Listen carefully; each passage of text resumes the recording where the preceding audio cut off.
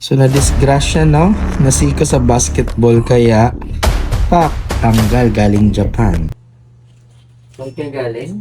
Sa sa Valenzuela pa ako galing. Pero kakalapag ko lang, galing akong Japan. Japan pa. So, yung kinag-work sa Japan. W. So, paano mo nalaman yung sa TikTok lang. social media? Social media lang.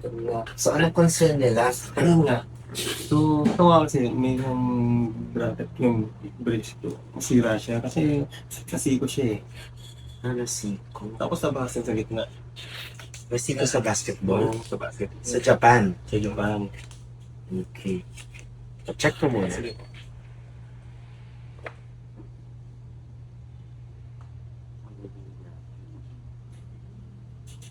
Namaga to?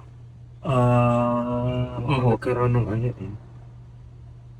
So, yung existing mo, naka-braces ka, naka-jacket dito, pero natanggal na yung ano, natanggal na yung bracket.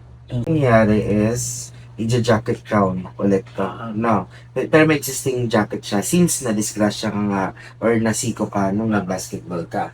Pero, we need to identify first kasi there is something on this tooth, no?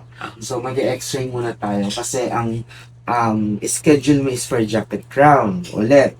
Pero, kung makita natin na may fracture to sa loob, hindi ka na pwedeng i-jacket crown. Kaya very important ang check-up before ka mag-set ng ano yung gusto mong ipagawa. Based sa x-ray, wala naman fracture. Okay naman siya, pero kailangan lang ipalitan yung jacket kasi nabasag na. Yes. Umangit, no? Kasi nabasag. Tapos nakita niya yung metal dito. Pero, ang pwede lang natin gawin dito is palitan na yung crown mo. Maryland to, no? Ito may wing shaft. So, ayun, kung mapapansin mo, naka-braces ka, tingnan nyo po, sirs, tingnan nyo. Naka-braces kayo, tapos nasa Japan kayo, no? So, walang adjustment na nangyayari. Nga. So, kung titingnan mo, mas lalo ka nagkaka-space dito. At kung mayroon ka ditong nakadikit, hindi to gagalaw. Okay.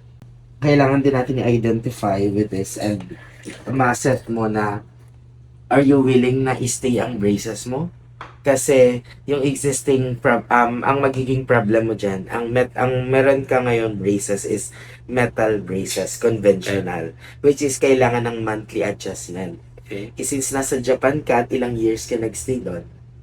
1 year pa lang ako. 1 year. At saka hindi ka, every year ka umuwi. Umuwi So ako. kung yearly ka umuwi, masisira lang ang ngipin mo pag nandyan pa rin yung braces mo. Kasi wala siyang adjustment. Parang design na lang nangyayari sa kanya.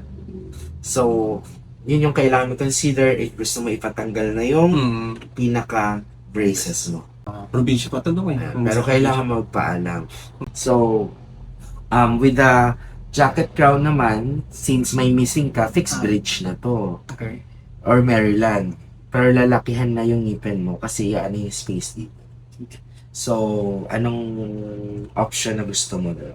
It's either i-as-is natin, i-leave natin yung space, or wawalain natin yung space pero matatanggal na yung ano.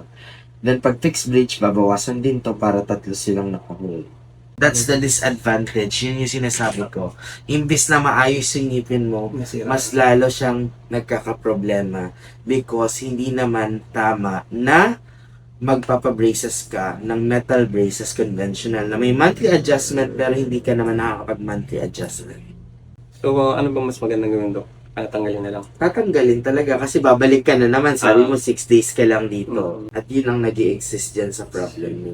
Very important talaga yung check-up. No? Kasi may mga moment na yun yung ano mo, yun yung gusto mong gawin, pero based dito sa existing, pag nakita na yung ngipin, nag-iiba talaga.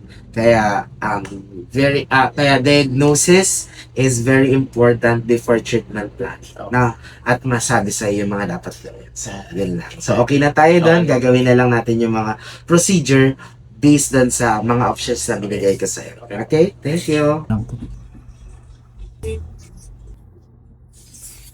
So, na-disgrasya, no? Nasiko sa basketball kaya pak, tanggal galing Japan. Perfect. So, uulitin natin to. Fixed bridge na tayo kasi Mas lalo nagka-problema yung dito mo, ha? Okay, sige.